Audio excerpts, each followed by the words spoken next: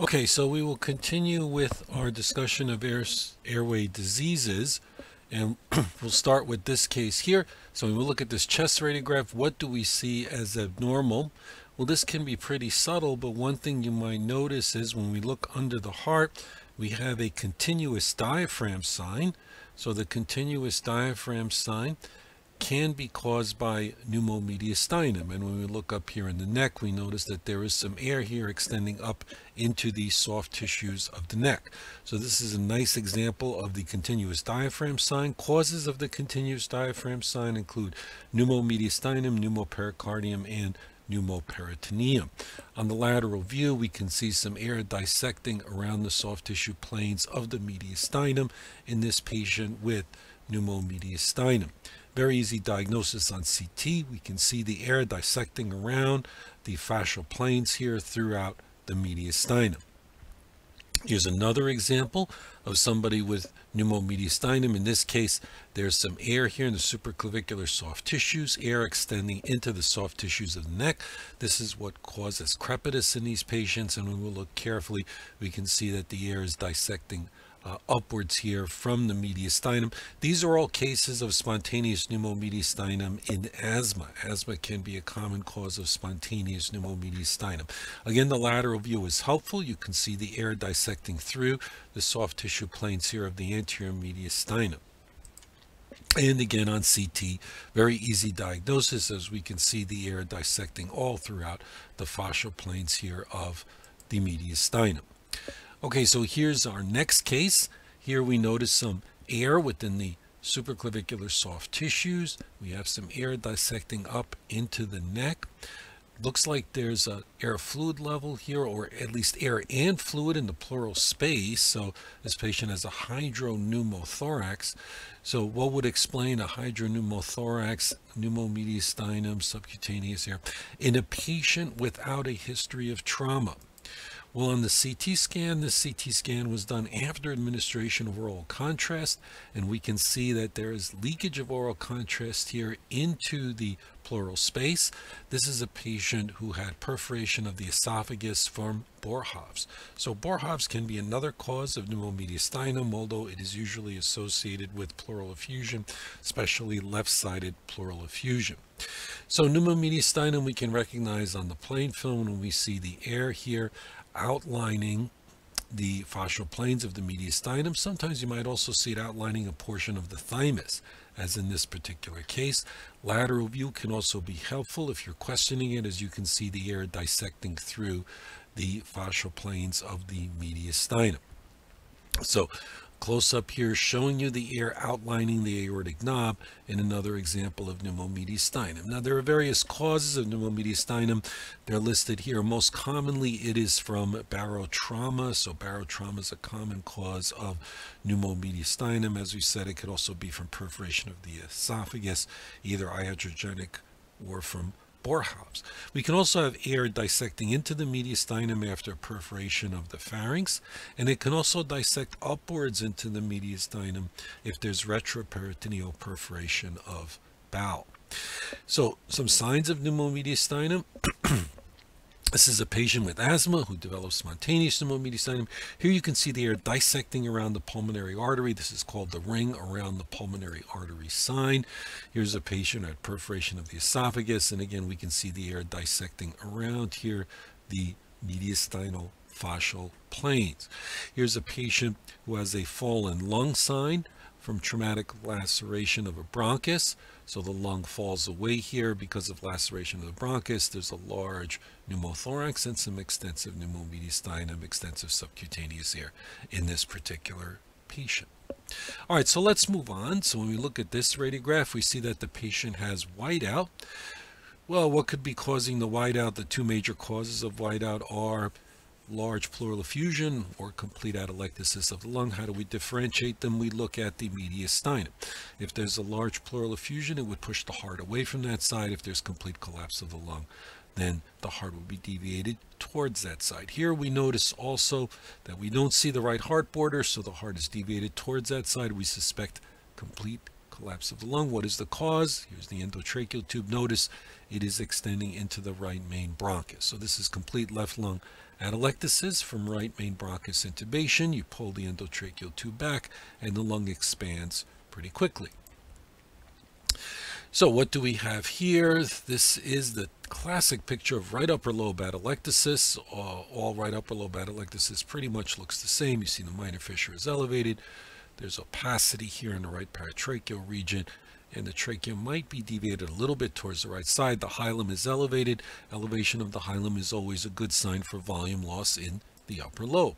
So with right upper lobe atelectasis, the minor fissure moves upwards here and medially towards the mediastinum, as illustrated here in these diagrams.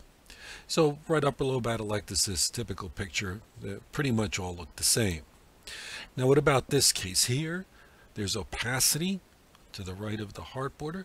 The minor fissure here is depressed. We have this triangular shape on the lateral view overlying the heart border. This is the picture of right middle lobe atelectasis. So with right middle lobe atelectasis, the right middle lobe collapses and gets sandwiched between the right upper lobe and the right lower lobe. So this is the picture of right middle lobe atelectasis. On the lateral view, if we see a triangular opacity overlying the heart shadow, we should suspect pathology in the right middle lobe. Another example, we have opacity this time that obscures the right heart border on the lateral view, triangular shaped opacity overlying the heart border, minor fissure is depressed. Another example of right middle lobe atelectasis here confirmed on the CT. We can see here it involves mostly the lateral segment, in this case, of the right middle lobe. Now what about this case? Here we have opacity that obscures the diaphragm. We can see the heart border. Looks like the heart is shifted a little bit towards the right side. This is the picture of right lower lobe atelectasis. This is confirmed here on the CT scan. So this is what right lower lobe atelectasis looks like. So when the right lower lobe collapses, it collapses downward onto the diaphragm, and it can obscure the diaphragm, as in this example. We can still see the heart border through the opacity because this is the right lower lobe and not the right middle lobe. Now what about a case like this? Here we have the heart deviated a little bit towards the right side, mediastinum kind of shifted towards the right side. We have an opacity here, but this time we are losing the borders. We are losing the right heart border and we are losing the diaphragm with volume loss. This is the picture of combined collapse of the right middle lobe and the right lower lobe, and therefore we would consider obstruction of the bronchus intermedius. So in the lateral view, we see opacity anteriorly in the region of the right middle lobe and opacity posteriorly in the region of the right lower lobe. So combined collapse of right middle lobe and right lower lobe, we think obstruction of the bronchus intermedius. This was a mucus plug. Here's the right middle lobe collapse. Here is the right lower lobe collapse. So when we have combined atelectasis of the right middle lobe and the right lower lobe, we suspect obstruction of the bronchus intermedius. Now what if we look at this case here and I ask you what is collapsed? Well, the left diaphragm here is elevated, the hilum is elevated. So again, we think volume loss in the upper lobe, the left upper lobe. Notice also the left heart border is obscured. So this involves the lingula. The lingula is part of the left upper lobe. This is the picture of left upper lobe collapse. Left upper lobe collapse can be very sneaky on the frontal view. The lateral view has the most characteristic feature. As you can see, the major fissure here is deviated anteriorly. So left upper lobe collapse we can recognize on the lateral view pretty easily as the major fissure is deviated anteriorly, and all this opacity anterior to the fissure represents the collapsed left upper lobe. That was from mucus plug. After removal of the mucus plug, everything goes back to normal in that particular patient. So the left upper lobe collapses upwards and towards the mediastinum, as in these schematics. Now here's another nice example here. The hilum is elevated. There's some tenting of the diaphragm here and some stretching of vessels here. Left upper lobe collapse can be sneaky, but a plain film finding of left upper lobe collapse is nicely illustrated on this radiograph. Notice this lucency adjacent to the aortic knob. What sign is that? That is the Loof-Sickle sign. So the Loof-Sickle sign is a plain film finding associated with left upper lobe collapse. Notice on the lateral view, we can see the major fissure deviated anteriorly. Lateral view, Very helpful for confirming the left upper lobe collapse. So what causes the Luf-Sickle sign with left upper lobe collapse? Well, it's from compensatory hyperinflation of the superior segment of the left lower lobe. This comes up and becomes border forming with the aortic knob when we have left upper lobe collapse, and that causes that lucent crescent adjacent to the heart border. This was a patient with a stricture here in the left upper lobe bronchus, causing complete collapse of the left upper lobe. And let's go back to our Luf-Sickle sign here. So with compensatory hyperinflation of the superior segment of the left lower lobe, that becomes border forming with the aortic knob. That gives you the Luf-Sickle sign when we have left upper lobe collapse. What's wrong in this example? Well, here we're losing a portion of the diaphragm. We see a double density, this wedge-shaped opacity behind the left heart border. This is the plain film appearance of left lower lobe collapse. So with left lower lobe collapse, we have a double density, this wedge-shaped opacity behind the heart border. It obscures the left diaphragm. On the lateral view, you should always look for both diaphragms. Here we can see the right diaphragm, but the left diaphragm is missing. Back here, you also have a spine sign, so this is left lower lobe collapse. The left lower lobe collapses downward onto the diaphragm, and that's what will obscure the left diaphragm with left lower lobe atelectasis. So here's the normal appearance for that particular patient. Notice you can see the entire diaphragm, no retrocardiac opacity. Here's the normal lateral for that patient. Look for both diaphragms always on the lateral view. Here's the right diaphragm, here's the left diaphragm. When we have left lower lobe collapse, notice the left diaphragm is obscured, along with the spine sign down here telling you that there's an abnormality within one of the lower lobes. So left lower lobe atelectasis, the left lower lobe is the most common lobe to develop atelectasis in the intensive care unit, as secretions kind of collect down there in the left lower lobe bronchus. So it's very common to develop left lower lobe atelectasis in patients in the intensive care unit. What are the 5 different types of atelectasis? Well, there's obstructive atelectasis, which is what we have been discussing here when we've been discussing lobar collapse. So this is from obstruction, bronchial obstruction. The gas distal to the obstruction is resorbed. So obstructive and resorptive atelectasis are synonymous. What kind of atelectasis is this? You see the right lung is completely collapsed here. So what do we call this kind of atelectasis? Notice in this case, it is because of this very large pleural effusion. And as a bonus, can you figure out what's the underlying pathology in this particular patient that is causing the large pleural effusion? Well, some clues. You have some pleural thickening with pleural calcification. This is a patient who has had asbestos exposure, and indeed this is a patient with malignant mesothelioma, producing the large pleural effusion resulting in collapse of the right lung. So when we have collapse from a space-occupying process in the pleural space, we call that passive atelectasis or relaxation atelectasis. So this is from space-occupying process in the pleural space. Can be caused by pleural effusion or pneumothorax. And as we talked about in this case, the underlying disease in this case is mesothelioma. Now, what kind of atelectasis is this? Notice that there's large bulla here that's pushing down on the left lower lobe. Some similar findings on the right side also.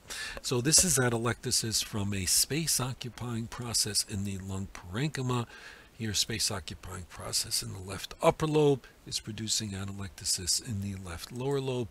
We call this compressive atelectasis. So compressive atelectasis is when we have a space-occupying process in the lung parenchyma. So this can be secondary to large bulla or lung mass. What kind of atelectasis, excuse me, is this?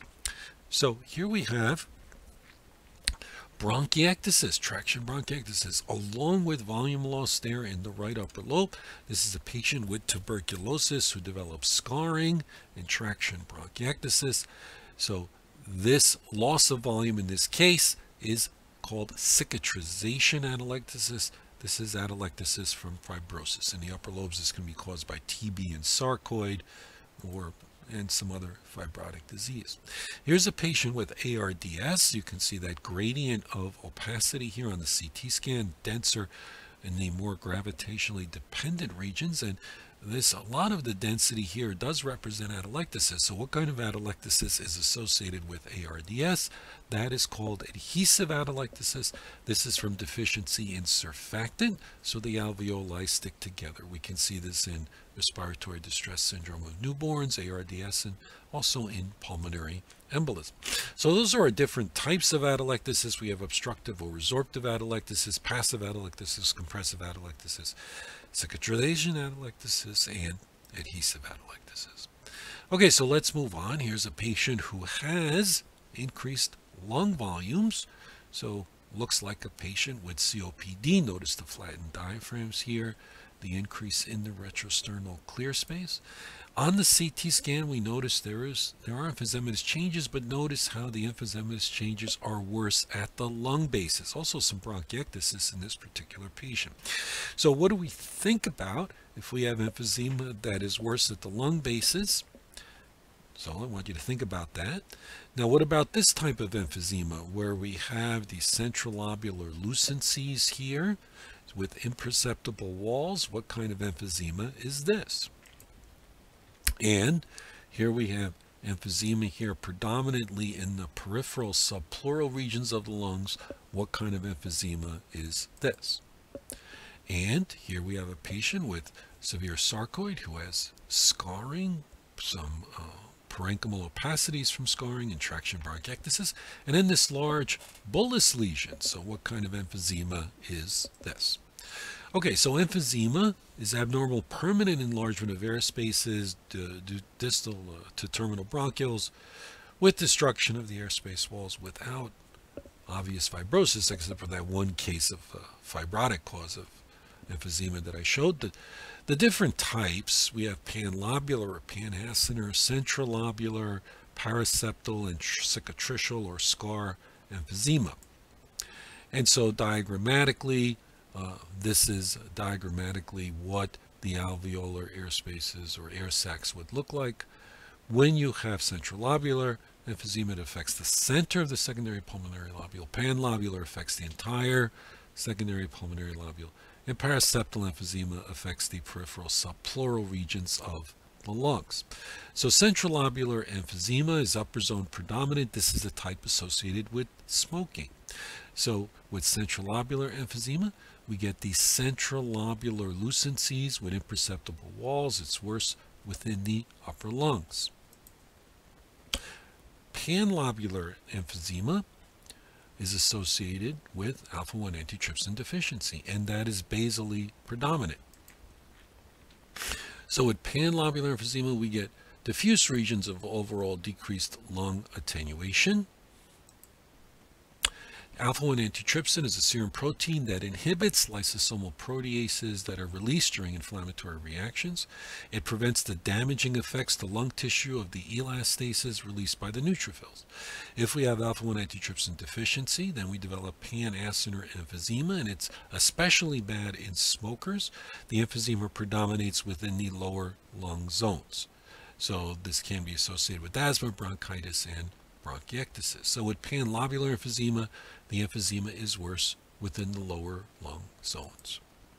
Paraseptal emphysema, this affects the periphery of the lungs in the subpleural regions, and it can be associated with spontaneous pneumothorax in young adults.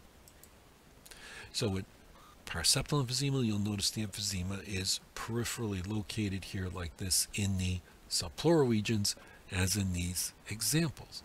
You don't want to confuse that with honeycombing. With paraseptal emphysema, the cysts are larger, single layer, usually upper lobes. With honeycombing, the cysts are smaller, several layers, they have more thickened walls, and it's associated with findings of fibrosis. And these are kind of stacked. So you get stacked cysts with honeycombing, as opposed to paraseptal emphysema, where you usually have a single layer.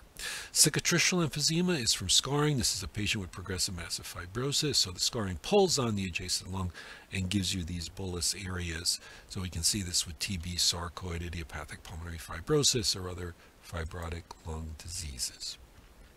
Now, what about a case like this where we have these large bullous areas within the lung, and it looks like much of the lung parenchyma here is kind of missing? So what's going on here? Look on the CT, we have these large bullae affecting both lungs, much more severe here in the right upper lobe.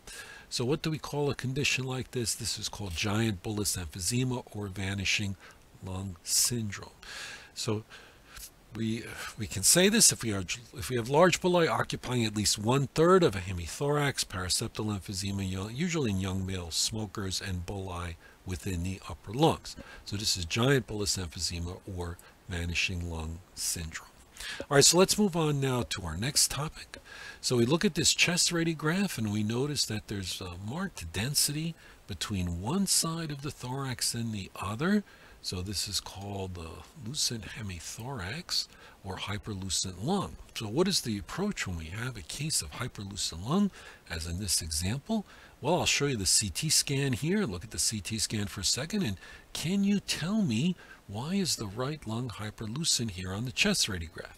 And the answer, of course, when you look carefully on the CT, you notice the defect in the soft tissues. This is a patient with absence of the pectoralis muscle. This is a patient with Poland syndrome. You can see this absence there causes that deformity in the chest wall, and that's what causes the increased lucency on the chest radiogram. What about this case? Why does this person seem to have a hyperlucent left lung? And the clue, again, I would direct you to look carefully at the soft tissues on the chest radiograph. And if we look on the CT this time, we notice that this is post-surgical. This patient has had a mastectomy. So this patient has hyperlucent lung from mastectomy. So the first thing that can cause hyperlucent lung, we should think of it in 3 categories. The first category, abnormalities of the chest wall or soft tissues. So we can get this with rotation, mastectomy, Poland syndrome, which is absence of the pectoralis major muscle. This is a patient with slight rotation here on the frontal chest radiograph, and that's what causes this artifactual lucency here on the left side. When we take another radiograph with the patient non-rotated, then that goes away. This is our case of the mastectomy. Notice that there's lucency here because of absence of the breast shadow. And with Poland syndrome, another cause of hyperlucent lung, this is congenital, absence of the pectoralis muscle. Now, what about this case? Why is this lung hyperlucent? Well, it's kind of fairly obvious. If you notice here, well, this patient has a pretty large tension pneumothorax. Here's a child.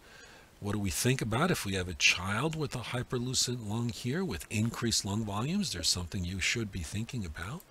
And one thing you might be able to do is if you do decubitus views, sometimes that can help. Remember, a decubitus view, when you put that side down, kind of simulates an expiratory view. And in this case, when we put the right side down, it is not decreasing in volume, telling us that there is air trapping here in the right lung. When you put the left lung down, it does decrease in volume. So this patient has a hyperlucent lung because of some cause of air trapping there on the right side. And in a child, of course, you should be thinking about a foreign body. Here's another case. We have somebody with a hyperlucent lung here. Increased lung volume on this side. There is some additional lung parenchyma here that looks like it might be compressed. And then here is the CT scan on this patient. And we notice that here is hyperinflation of the left upper lobe here, which is pushing down on the left lower lobe. This is a case of congenital lobar emphysema, causing hyperlucent lung in that case. Now, what about this case? Another case here where you have a lucent lung, but notice the difference in volume. Those prior cases, the side with the lucency was increased in volume. In this case, there is decreased volume. So small hyperlucent lung should make you think of a particular condition. And so here on the CT scan, we see that this lung is hyperlucent, somewhat smaller than the other side. Of course, this is Swyer-James syndrome. So our second category of hyperlucent lung is increased air or hyperinflation. That can be from obstruction, foreign bodies, can be from small airway disease, as in Swyer-James syndrome. We've seen a case of congenital lobar emphysema, compensatory hyperinflation, sometimes asymmetric emphysema, or even pneumothorax. So it's large tension pneumothorax here causing hyperlucent lung in this particular case. This is a case of a foreign body here that we saw with the child. Notice when we put the right side down, the lung volume does not get smaller. There's air trapping there on the right side. and congenital lobar emphysema. So there's progressive hyperinflation of a lobe, usually in the neonatal period. The left upper lobe most commonly affected. Then we have the right middle lobe and the right upper lobe. It's rare in the lower lobes. So dysplasia of the bronchus results in airway obstruction and a ball valve mechanism. So you get compensatory hyperinflation of the left upper lobe, which pushes down on the left lower lobe. So that side will be increased in volume, as we saw our case of congenital lobar emphysema with increased volume there in the left upper lobe. Swyer-James syndrome gives you small hyperlucent lung. So small hyperlucent lung we see with Swyer-James syndrome. Now, if I tell you this patient has acute onset of hypoxia in the intensive care unit, look very closely at the plain film and tell me if you can see what the abnormality is. Notice that there is some lucency here on the left side. Notice the asymmetry of the costophrenic angles. This patient has a deep sulcus sign, so this patient has a left-sided pneumothorax, illustrating the deep sulcus sign there. Now, what is the third category for hyperlucent lung? Notice that there's increased lucency here, and what sign is demonstrated here?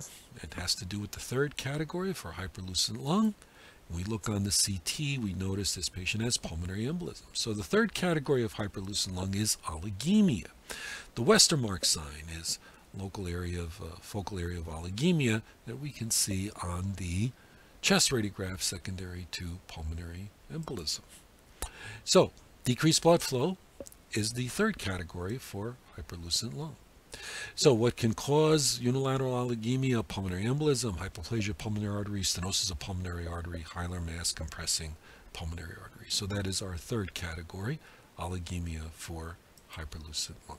All right, so these are the topics that we've just discussed in this first portion of our lecture. We're going to move on now and we're going to discuss bronchiolitis.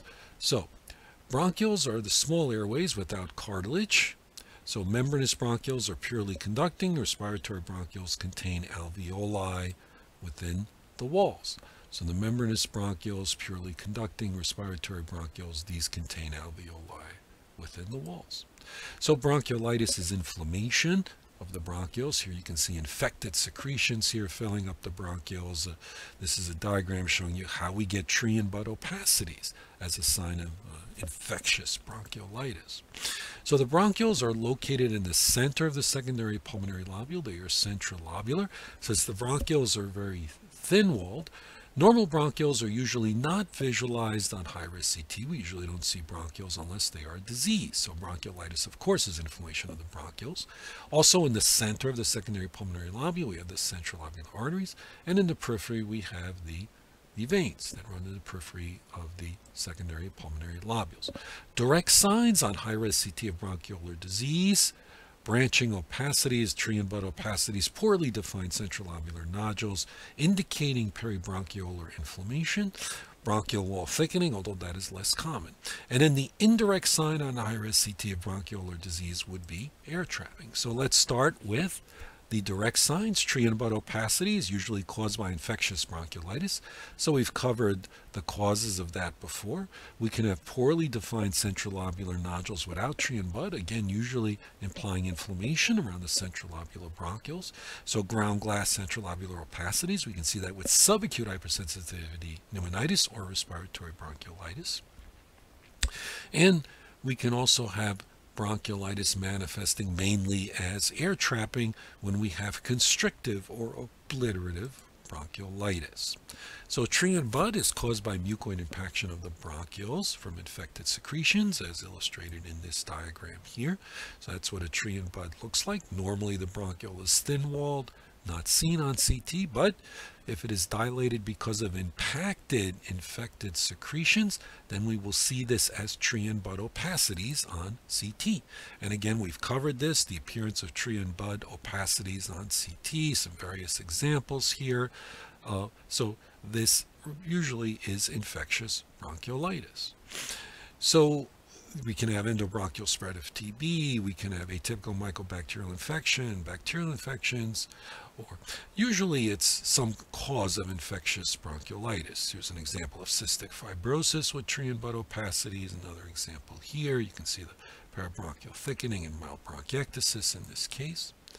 If I tell you this person has recurrent Pseudomonas infections and the patient is from Japan, what is the disease? Notice that some tree and bud opacities, parabronchial thickening, bronchiectasis.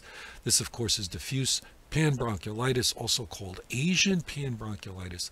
It's an inflammatory disease of unknown etiology, primarily affecting the respiratory bronchioles.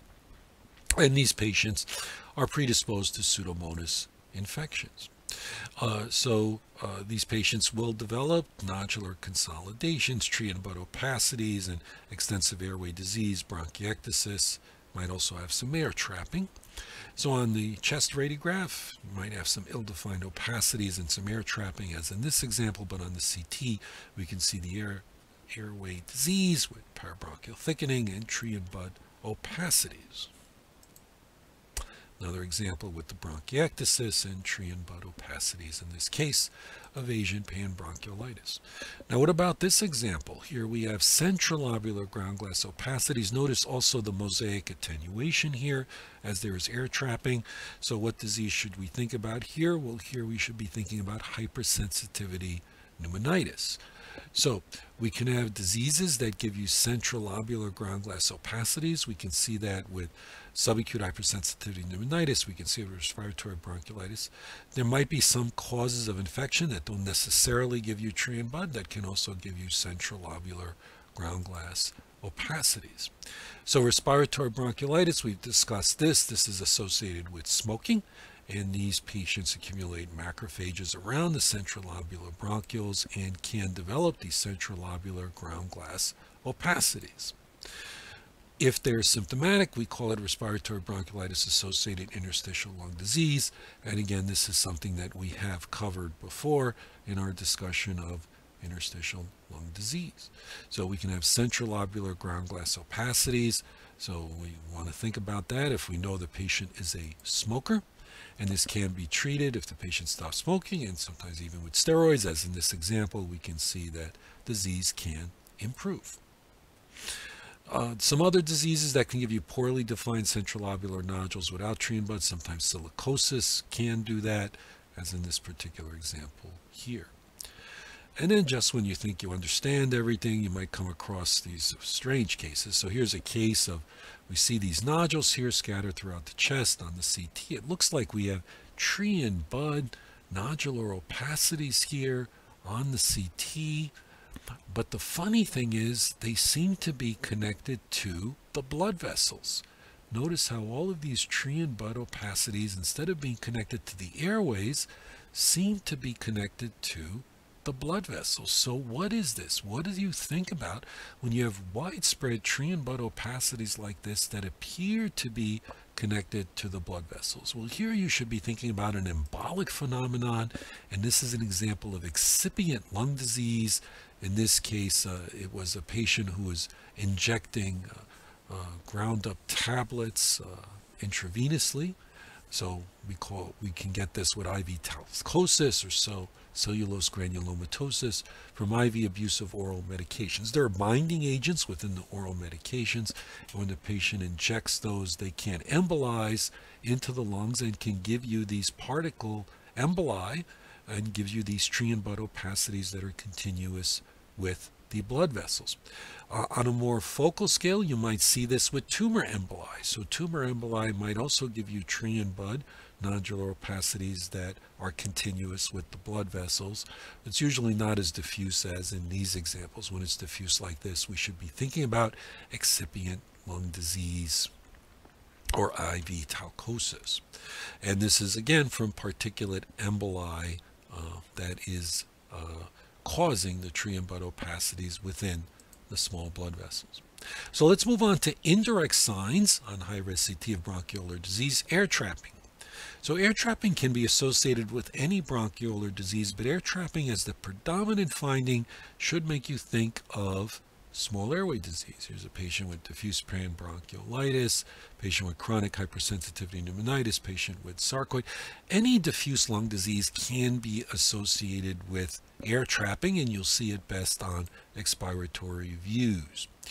But what about if air trapping is the predominant finding? So on inspiration, it might look normal, or you might have some subtle findings of mosaic attenuation, but expiration is the best view for looking for air trapping, as in this example.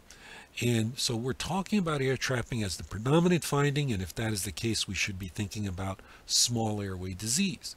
So what happens with air trapping is it causes hypoxic vasoconstriction.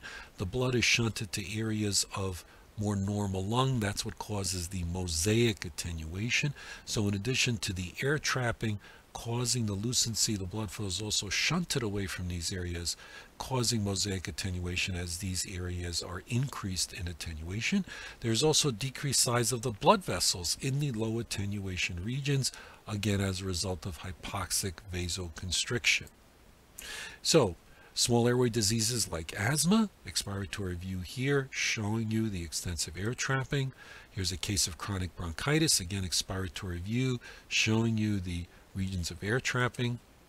Now what if I tell you this patient has a history of bone marrow transplant, and you can see on the expiratory view there is air trapping with mosaic attenuation. What disease should we be thinking about here? Well, in this case we should be thinking of constrictive bronchiolitis, and if it is constrictive bronchiolitis after a bone marrow transplant, then it is called graft versus host disease. So normal bronchiole looks like this histologically. When we get bronchiolitis obliterans, we get scarring around the bronchiole, which causes narrowing, as in this case, and can cause air trapping. Do not confuse the terminology with BOOP, bronchiolitis obliterans, with organizing pneumonia. Here, the predominant abnormality is in the air spaces, and secondarily, you get these fibrinous plugs which invade the airways. We're talking about bronchiolitis obliterans, predominantly a disease of the small airway itself, or constrictive bronchiolitis. So we can see constrictive bronchiolitis from transplants, heart-lung or lung transplants. So rejection of a lung transplant can be manifested as constrictive bronchiolitis. After bone marrow transplant, the bone marrow can attack the native lung. That's called graft versus host disease. Post-infectious bronchiolitis obliterans after viral infection, that's what happens with Swire-James syndrome. And toxic fumes can also cause damage to the small airways and result in constrictive bronchiolitis. Now there are some other miscellaneous causes here also that I've listed as other causes of constrictive bronchiolitis. So constrictive bronchiolitis can occur after lung transplant. So 50% of patients after lung transplants can develop constrictive bronchiolitis, and that's why these patients are usually followed with pulmonary function tests to look to see if there's any evidence that the patients are developing obstructive small airway disease. After bone marrow transplant, patients can develop constrictive bronchiolitis as a manifestation of graft versus host disease as the bone marrow attacks the native lung. That can occur anytime 3 months after bone marrow transplant. Chest x-ray is normal, might show hyperinflation, but the finding on CT, if you're looking for this, you want to do expiratory imaging, and you want to look for air trapping on your expiratory images with mosaic attenuation. So you can have these patchy areas of decreased lung attenuation with decreased size of the blood vessels, and then these areas of increased attenuation, and you want to do expiratory imaging. Sometimes you might also see mild bronchiectasis. So with bronchiolitis obliterans on high-risk CT, we will see mosaic attenuation and perfusion. We might see some bronchial dilatation. We look for air trapping. Now, mosaic attenuation is common in bronchiolitis obliterans, but it can also be seen in normal individuals and post-transplant patients without bronchiolitis obliterans. So the most specific signs for bronchiolitis obliterans are bronchial dilatation in the lower lobes in addition to air trapping. So expiratory views here showing you the air trapping, a little bit of parabronchial thickening, again giving you an indication that there is some airway disease here. More recently described cause of bronchiolitis obliterans, flavor workers lung. These are patients who work in popcorn factories here. So it's from exposure to this chemical. So it's a ketone used for butter flavoring of microwave popcorn. And that can result in constrictive bronchiolitis in these patients and air trapping. Now, if I show you this x-ray, what do we have? Well, notice that the lung volume here on the left side appears decreased. There seems to be decreased vascularity also on the left side. Notice the mosaic attenuation bilaterally. This, of course, is an example of Swyer-James syndrome. So this is post-infectious bronchiolitis obliterans, usually a sequel of adenovirus infection in childhood. It's actually a bilateral disease, but the lung that is more severely affected does not grow as much, hence it becomes the smaller and more hyperlucent lung. So small hyperlucent lung, if we see that, we want to think about Swyer-James syndrome. Now what about this case? Again, another case where we have some mosaic attenuation, difference in size of the blood vessels and attenuation of the lung parenchyma. So the blood vessels seem to be smaller within the areas of more lucent lung. But the key finding here are these enlarged central pulmonary arteries. Note those enlarged central pulmonary arteries and eccentric filling defects here within the pulmonary artery in this case. Notice the dilated right ventricle, hypertrophied right ventricle. This is a patient with chronic pulmonary embolism. So chronic pulmonary embolism is a vascular disease that can also give you this mosaic appearance, this mosaic perfusion. So the most common cause of mosaic perfusion is usually air trapping, but vascular disease, especially chronic thromboembolic disease, can also give you mosaic perfusion. So here we can see some webs in this case, these eccentric filling defects, a web here in the right pulmonary artery, eccentric filling defect there in the left pulmonary artery. Another example here, eccentric filling defect from chronic thromboembolic disease, a circumferential here thrombus here in the left interlobar pulmonary artery, this extensive mosaic perfusion here within the lungs. So this is a more unusual cause of mosaic perfusion, but chronic thromboembolic disease can also do it. So let's go through some definitions. So mosaic attenuation means you have patchy areas of increased and decreased lung attenuation on CT. Mosaic perfusion is a more specific term. It means the blood vessels are decreased in size and number in the lucent areas of the lung because the blood flow is diverted to areas of more normal lung. So this can also be called mosaic oligemia. In air trapping on expiratory CT, we see the lucent areas of lung are more prominent as they do not increase in attenuation or decrease in volume because of the air trapping. Now, mosaic attenuation, which is a more nonspecific term, can be caused by infiltrative disease, patch areas of ground glass consolidation like pneumocystis pneumonia can give you mosaic attenuation. Small airway disease from air trapping can give you mosaic attenuation. Vascular disease, like from chronic pulmonary embolism, can also give you mosaic attenuation, but these two also give you mosaic perfusion. So infiltrative disease does not give you mosaic perfusion. So here's an example of pneumocystis giving you mosaic attenuation at ground glass, but notice that the pulmonary vessels in the more lucent areas are just as prominent as the pulmonary vessels in the areas where you have the ground glass attenuation. Now, small airway disease can also give you mosaic attenuation, but it gives you also mosaic perfusion. You have these decreased attenuation here in the lung parenchyma. That is the mosaic attenuation part. But notice that the areas of the lucent lung have decreased size of the blood vessels. So that is mosaic perfusion, which is a more specific term. So vascular disease like chronic PE can also give you mosaic attenuation and mosaic perfusion, as in this example here, where we have the differences in opacity. Notice again also the blood vessels are smaller in the areas of the more lucent lung because the blood flow is being shunted away from those regions. So chronic PE can also give you mosaic attenuation, but again the more specific term here would be mosaic perfusion. So infiltrative disease does not give you mosaic perfusion, although it can give you mosaic attenuation, does not give you air trapping. Small airway disease gives you mosaic perfusion and air trapping. So, and vascular disease like chronic PE most commonly can also give you mosaic perfusion, but normally it is not associated with air trapping. So when we have mosaic attenuation, we look for the size and number of blood vessels throughout the lungs. If the size and number are different, then we have to be thinking about mosaic perfusion here. And we want to do inspiratory and expiratory CT to look for air trapping, and if we have that, then we want to think about small airway disease like bronchiolitis obliterans. If the size of the blood vessels is the same throughout the lungs, then we have mosaic attenuation without mosaic perfusion, and in there we might be thinking about infiltrative diseases such as pneumocystis, pneumonia.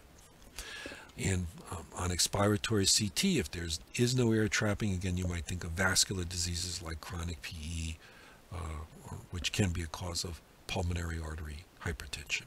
And again, as we've said, bronchial dilatation is also commonly associated with bronchiolitis obliterans. Now, some caveats. Air trapping is not helpful as an isolated finding because we might see it in normals, you might see it in patients with infiltrative disease, and it might also be seen in some cases of vascular disease. Air trapping with bronchial dilatation is specific for small airway disease such as bronchiolitis obliterans. Vascular disease, especially acute or chronic PE, might in some cases show air trapping, probably from hypoxic vasoconstriction. Here's an example of air trapping in a patient with chronic PE on expiratory view. Here's an example of some air trapping in a patient with acute PE. And even normal patients can show some regions of air trapping. In this particular study, 38% of non-smokers with normal pulmonary function tests demonstrated significant air trapping on expiratory CT. Here's a normal patient who demonstrated extensive air trapping on expiratory CT. So you have to be careful with air trapping as an isolated finding. Now, the party line for exams. Significant air trapping in expiratory CT as far as your exams are concerned should be considered abnormal, should raise suspicion for small airway disease such as COPD, asthma, or bronchiolitis obliterans. But in real life, the problem is our scanners with the modern technology have increased sensitivity to air trapping, so it can be easily demonstrated even in normal individuals. Therefore, the significance of air trapping as an isolated finding can be problematic in real life. We need to correlate it with symptoms and a clinical history. So if they send you a patient who's had a lung transplant and they're worried about bronchiolitis obliterans, and then you do expiratory CT and you see significant air trapping, well, that's a case then where you want to bring up the possibility of rejection and bronchiolitis obliterans. So you want to correlate with the clinical history and the reason for which you're doing the scan. So in real life, you need to be careful about using air trapping as in and of itself as an isolated finding in a vacuum. Okay, so thank you for listening. That's the end of our lecture for today, and I look forward to seeing you next time.